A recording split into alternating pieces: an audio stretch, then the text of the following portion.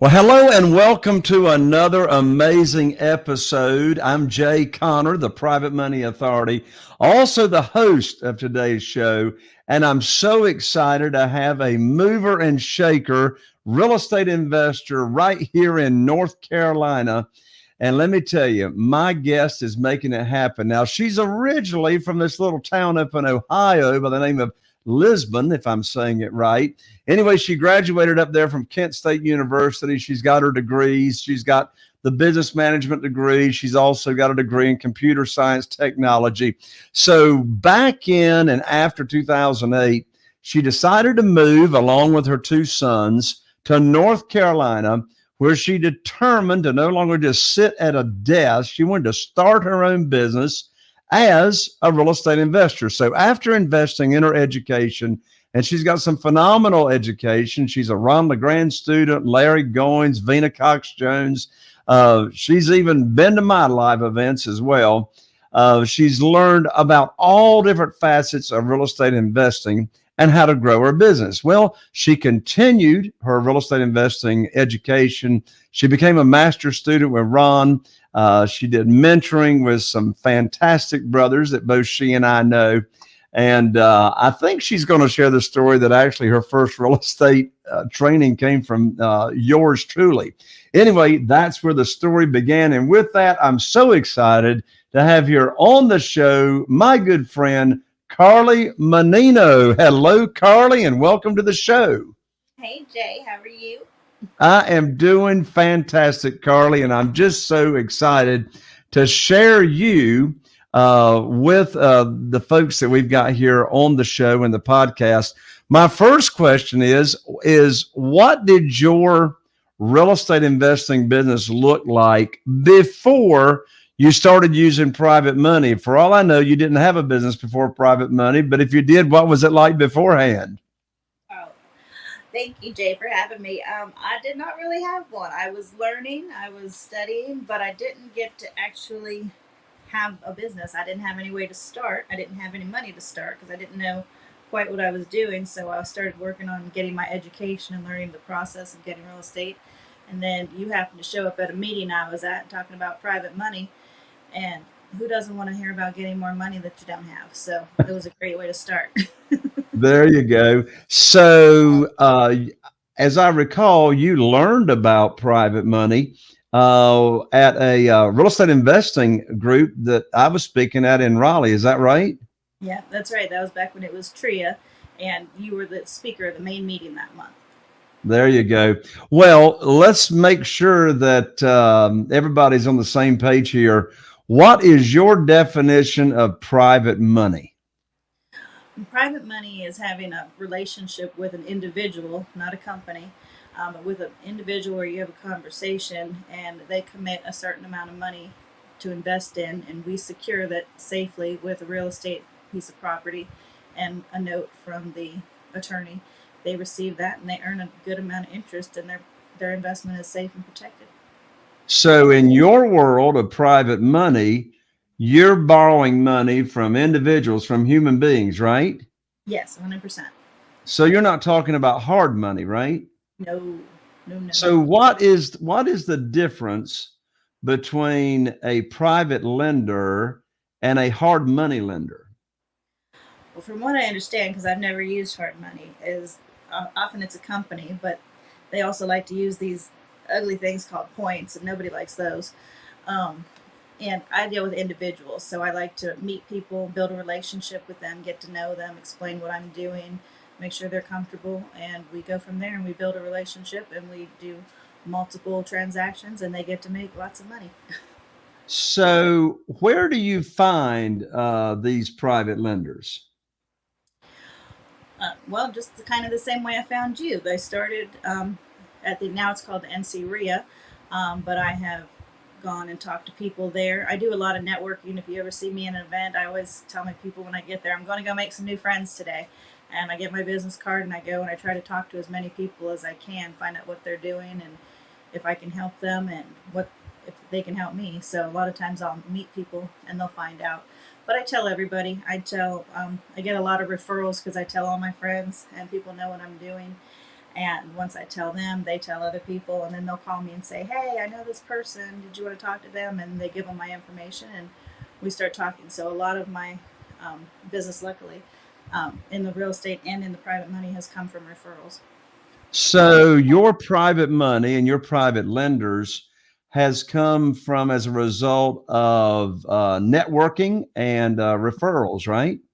Right, because I didn't feel like I knew people that had money, because you think all your friends don't have any money, but then I went to your training and found out we could really start looking through, and people have a lot more money than they think, especially when you have IRAs and different forms of financial tools that they can use to create even more money for themselves.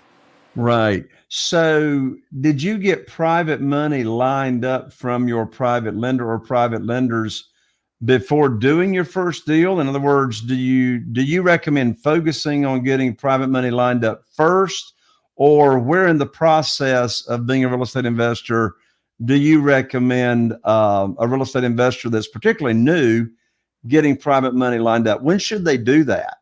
I recommend getting the money first. Absolutely. I happened to do it almost simultaneously on my first one, but my first one was very small. I only borrowed $12,000, and it was someone I met at the RIA meeting. And the house I bought was only $6,900, and I ended up selling it for $60,000. But it kind of rolled. They were very close, within a week or two of each other. Wait a minute now. Did you say you bought a house for $6,900 and I you did sold it for how much? 60,000. $60,000. Well, how much money did you have to put in that house? 200. So are you saying your profit was 60? Um, Well, if you want me to back up a little bit, so I borrowed 12,000. I put 6,900 to purchase the house, 200 to repair it. So I kept the difference. That was about $5,000. I then sold the house. I got a $6,000 down payment, so that put me back at 12. I received the monthly payments for 6 months, so that was another maybe $4,000. I sold a partial on the note, got 17,000 to put in my pocket, paid off my private lender. Next summer, that note will come back to me, and I'll get all those payments for another 15 years.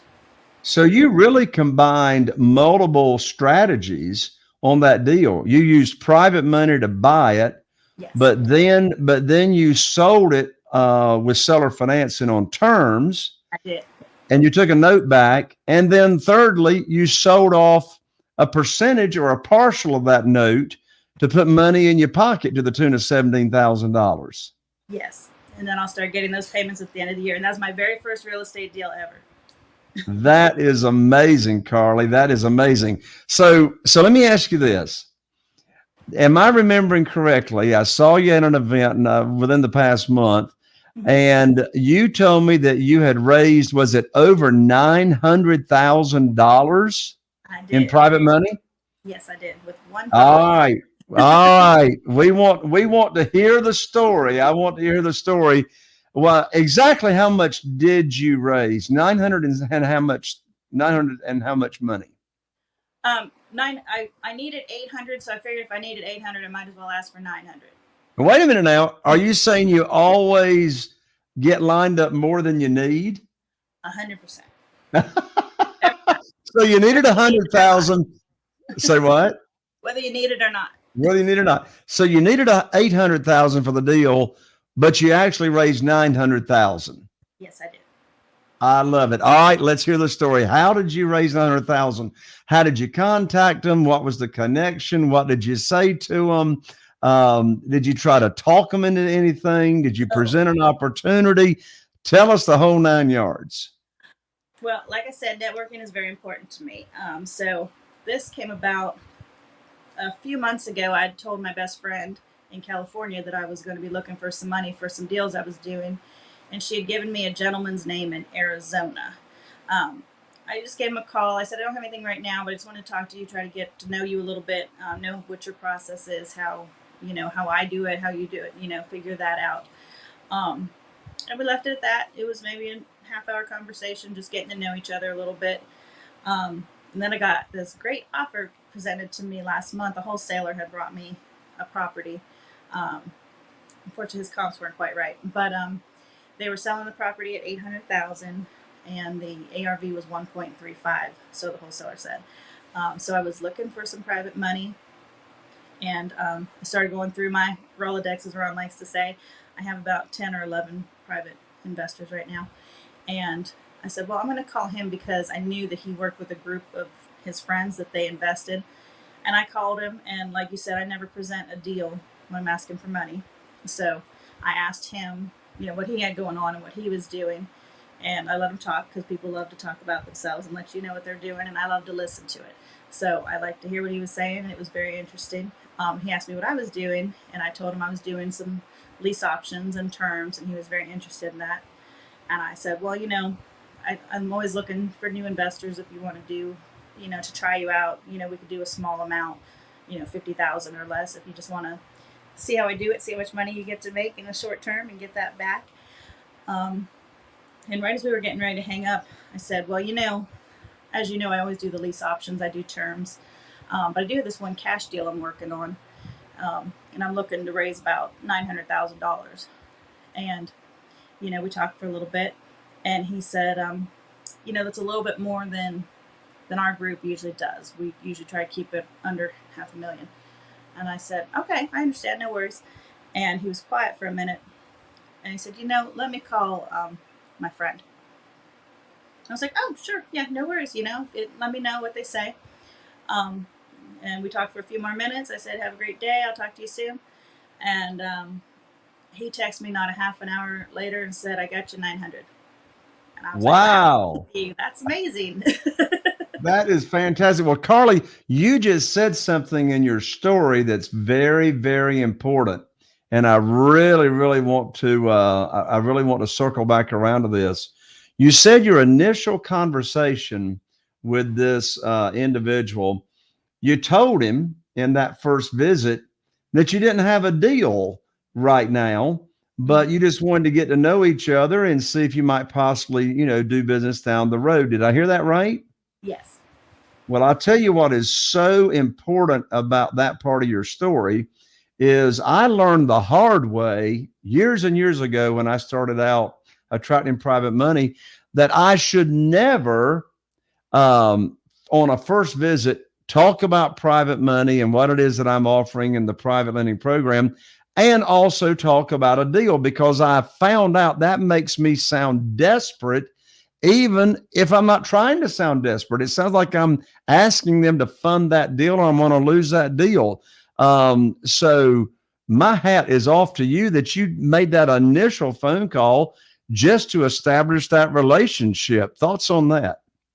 Well, this very intelligent man once told me not to ever introduce a deal and ask for money at the same time. So, thank you, Jay Connor. I took that to heart. And like I said, if you ever go to a networking event that I'm at, and I'm always at a lot of them, I'm always up talking to people, and I always like to talk and get to know people better and find out their situation and what's going on. And so it wasn't too hard because, like I said, a friend had referred me. I called him and said, hey, my girlfriend gave me your number. And he was like, oh, yeah, I love her, and we started talking. And it's easy to build up a conversation when you have an introduction, even if it's a cold introduction. She just gave me his name. She didn't call him or anything. And we started talking, and we went from there. And it's, if you're interested in people, they're going to be interested too. It can't be one-sided. You definitely want to know what they're doing, what's going on with them, and how you can help them, and that helps yourself. You mentioned a moment ago that you've got 10 or 11 or so private lenders right now lined up. Tell us some more stories about how you found those private lenders, how much money they've pledged. So, I can hear what kind of range of private money you've got from each one. But first, tell us about how you met and started networking with these other people. So I have about 10 now. I will say almost all of them have been through a networking event, through a RIA group of some sort. I'm in different RIA groups throughout the country. I actually, after I got my first couple deals, I flew to San Jose, California, because I think that the investors out there, when I ask them for $20,000 or $30,000, they don't think I can make any money with it. So I can ask them for a huge amount of money and I could do multiple deals instead of the amount that it would cost them to do one deal. So I went out there, I went to a networking event, I established a relationship with a couple people there, and they in turn introduced me to other people out there. So I built that group of people. Um, a lot of them I'll start small just for their comfort level, under 50,000, just so they could see, because I can do that with a terms deal. I don't need very much money, if any. But then I have people that are up to 400,000 and 500,000, and now I have up to 900,000. So they do run the gamut. Luckily, with the way I do lease options, I don't need a whole lot unless there's just some repairs, which I do have 2 properties right now I'm working on that have some heating issues. So those are going to cost me a little bit of money to get set up. But otherwise, it doesn't take too much. And you can get it started, get a relationship, build that relationship, and go up from there. So let me ask you this, Carly. How did it feel when you were able to really break through and really finally realize that private money was the thing that was going to make so much difference in your business? What did it feel like when you got that first private lender that said, hey, I've got X number of dollars. Yes, I want to do business with you? Yes, my first one, it was $12,000, and that was the world to me because I didn't have $12,000, and I didn't really need $12,000. As you know, I only paid $6,900 for the house, and $200 in repairs, and that was just some drywall. And it was amazing. It felt great because I was like, wow, this really works. Like, I could buy real estate, people will give me money to do this, and they get to make money in return, and it's a win-win for everybody. And then we get to also help people move into homes that otherwise wouldn't qualify for bank loans. So it's really a full circle of being able to help people. Everybody wins in the circle. Absolutely. Has there been any kind of significant mistake that you've made so far in this world of private money that you would give as advice? Don't do what I did, and you don't do that anymore. Anything come to mind? Well, I have been blessed that I listen to everything you say and I do what you tell me to do. And thank God everything has gone smoothly. So I pray it continues to do so. All right. So really no big mistakes, no big hurdles to overcome. Well, I guess that sort of speaks to getting the right training up front, right? 100%, because like you can see, I have all your programs here, and I go step by step. I make sure the attorney does all the paperwork. I don't touch anything. I don't touch the money. No one gives me a dollar. It all goes to the attorneys. Everything is done legally. So we just make sure everybody is covered, everybody is safe, and everybody makes money. That's awesome. When you first started actually raising money with that particular property in mind that you needed 800,000, how long did it take you to get the $900,000 pledged from the private lender? That took no time at all. We were in Orlando when I was talking to you about it. I talked to LeGrand about it. I talked to you about it, and we had just about gotten it close to getting under contract. And I called this individual maybe 3 days later, maybe 3 days later, and he called me back within a half an hour. So you got that $900,000 pledged literally within 3 days of actually looking for it, so to speak. Yeah, and the other 2 days I really didn't look for it. So really, you got it in one day. Actually, you Yeah. got it in 30. You got it in 30 minutes from the phone call. Right. I love it. Well, Carla, you are such a testament and I mean, just proof that by taking action, knowing what your private lending program is that you want to offer to individuals, then it doesn't take long at all. Now, one thing that you have mentioned a couple of times is how you use private money in conjunction with a lease option deal. Talk through that as to how that works. Well, that is great. That helps a lot of people, especially if you're just starting out in real estate, even if you're not, but it does help you a lot if you are just starting out. You might not have a lot of money to get started. When you build up these relationships and have these conversations with people, it's really helpful to start building up the money, because maybe you need a $10,000 down payment, or if you need some earnest money, or there's repairs and you don't have that money. you build these relationships and raise this private money. So when you are ready, you can move very quickly. We like to close as quick as possible, a week, 14 days. And you can simply call your person, say, here's the property. They wire it to the attorney. They get their promissory note, and everything is legal. They get all their documentation, everything that they need in order to go ahead and know that their money is protected. And we can go ahead and close quickly and help the seller out who's usually having some kind of difficulty, and we want to help them out. So we help them out of their situation, and then we help the new buyer that won't qualify for a bank loan and get them help as well. So it really is helpful all around. That is fantastic. What's your favorite reasons for using private money? Well, originally it was putting money in my bank account because I needed some. Let's stop right there. How do you put money in your bank account by using private money? Well, after we do the closing, whatever the difference is over the cost of the closing has to be refunded to someone. And in this particular case, that someone is me. And then I decide from there what to do with the money, if it needs repairs or if we need to make some payments. Sometimes we have mortgage payments coming up and insurance and different things. So that definitely covers that. And sometimes I just need money for myself. So what you just said is you're actually getting money from the purchase of the house at the time you purchase it. And did you take any of your own money to the closing table when you bought that property? No, never. So you borrowed more than you needed to buy it, and you brought home a check. Yes. How can you go ahead? A big check. A big check. Well, how can you bring home money from the purchase? I mean, how can you borrow more money than you need to buy it? Isn't that like over leveraging the property? No, not at all. So a wise man, Jay Connor, told me I had to get paid 3 times when I buy a house. So always get paid when you buy a house, get paid when you sell a house, and then get paid in between. And so when I borrow the money, it's never over leveraged because we get the house at a great deal, and we're borrowing a very small percentage compared to the total price of the house. So the seller or the lender is never at risk because we don't borrow a significant amount compared to the price of the house.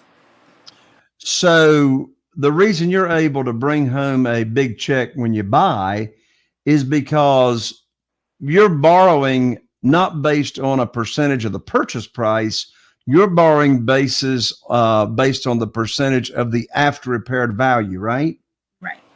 So that house that you bought for, what was it, 6,000 and some bucks? Mm-hmm. Yes. And you borrowed 12,000, so you're bringing home like a $5,000 check or so, less closing costs. But then did I hear you say the after repaired value, you sold it with seller finance, and the after repaired value was like $60,000, right? Yes. So your private lender that loaned you money of 12,000 is really very well secured because the value of that property that they loaned you money on was worth 60,000, but because you bought it at such a deep discount, you're able to borrow more than you need to buy it, and therefore you bring home a big check every time, right? Exactly. I love it. I love it. Well, it sounds like your most favorite and effective way for raising private money is by networking, right? Yeah, for sure. Well, you're a testament to the fact that your networking ability is directly correlated to your net worth. Would you agree with that? I would definitely agree with that. I love it. I love it. So, in this market, Carly, it's difficult for some real estate investors to find deals, particularly if they are relying on the multiple listing service. I mean, there's no inventory. There's nothing you put a house in the multiple listing service to sell and, it's gone just like that. Right. So that particular house that you bought for 6,000 and some bucks that was worth $60,000, how did you find that deal? Well, this was a few years ago. This was shortly after my very first time coming to see you. So this one actually was on the MLS, believe it or not. I think this is the one and only house I've ever done on the MLS. And this was before the market got too hot. This was about 4 or 5 years ago. They were asking more, but I'm a good negotiator, so we got them down to $6,900 on the negotiation. They were asking quite a bit more than that. But I did work with a real estate agent, and she helped me. I tried to explain to her kind of what I was looking for, and properties that have been on the MLS for a long time, over 3, 4, 5 months, that hadn't been selling. And we negotiated. It took a couple weeks to negotiate, but we did get them down to the price I was looking for, and we got it closed right away. But normally, that's the one and only house I've ever done on MLS, and I don't really look there for my deals. Like I said, I get a lot of referrals. I have a lot of wholesalers that bring me deals, and we do some marketing as well. That's awesome. Well, Carly, I tell you what, I know that someone is listening that would love to be able to raise private money like you do and like you have. And so I want to give away a free gift right now. I'm so excited about this brand new private money guide that I just finished writing, and I want to give it away for free. It's called 7 Reasons Why Private Money Will Skyrocket Your Real Estate Business and Help You Build Incredible Wealth. And if you want to get on the fast track to private money, just like Carly has, go to www.jayconner.com/money guide. You can download it, get on the fast track to private money, and never miss out on a deal for not having the cash and the private money, just like Carly Mannino. Get on over to jayconner, jayconner.com/money guide and get your private money just like Carly has as well. Well, Carly, obviously you have proven that you know what you're doing, and someone just might be interested in doing business with you since you've proven to know how to do it. So if we have someone that's listening and wants to reach out to you, Carly, and talk about being one of your private lenders, how do they get up with you, Carly? Well, there's several ways to get hold of me. You can always get my email at DiamondCapitalAssets. That's the name of my company, DiamondCapitalAssets@gmail.com. You can call me on my office number. We have that here in Raleigh, 919-964-0264. We're on Facebook. We do have a Facebook page under Diamond Capital Assets. We're also on TikTok. We are on Instagram. We are on the other one. I can't remember Twitter. Thank you. So yes, we're around. So you can definitely find us. My company's name is Diamond Capital Assets because we're in the capital of North Carolina. So Diamond Capital Assets. And reach out to us. We're always looking to get new investors because we've got a lot of deals going on. I've got a new set of properties, probably a set of 40 houses. So a little bit of private money would probably be helpful for that one. Wow. And as you said, you create win-win scenarios.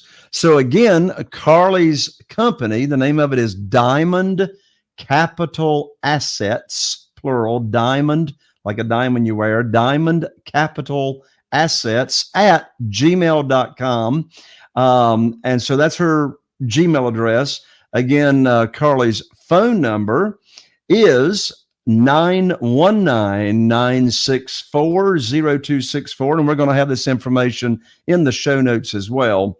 But Carly's phone number, she actually picks up the phone too, is 919-964-0264. And you can find her on her social media, searching for Diamond Capital Assets, all the social media. Well, Carly, what is your final advice to a real estate investor looking to get private money for their deals? Just like we like to say, open your mouth, go talk to people. If you're at an event, stand up, talk to people. A lot of times they have the private lenders stand in the center of the room. Make sure you find out who those people are and go talk to them. And just take an interest in other people and find out what they're doing and what's going on with them and let them know what you're doing. And that way they'll, if you can either meet somebody that's doing this or they can refer you to somebody, and hopefully you can help them as well. And it's a win for everyone. That's awesome. Carly, thank you so much for sharing your story, your lessons, and your success. Thank you. It was nice. Thank you, Carly. Thank you, Carly. Well, there you have it, my friend. Another amazing episode and story of a person just like you that is attracting and raising hundreds and hundreds of thousands of dollars in private money. and she's doing it by asking nobody for money. She's networking. She is sharing her story and offering a fantastic private money opportunity. And you can do the same thing. I look forward to having you join us right here on the next episode. I'm Jay Connor, the Private Money Authority, wishing you all the best. Here's to taking your business to the next level right now with private money.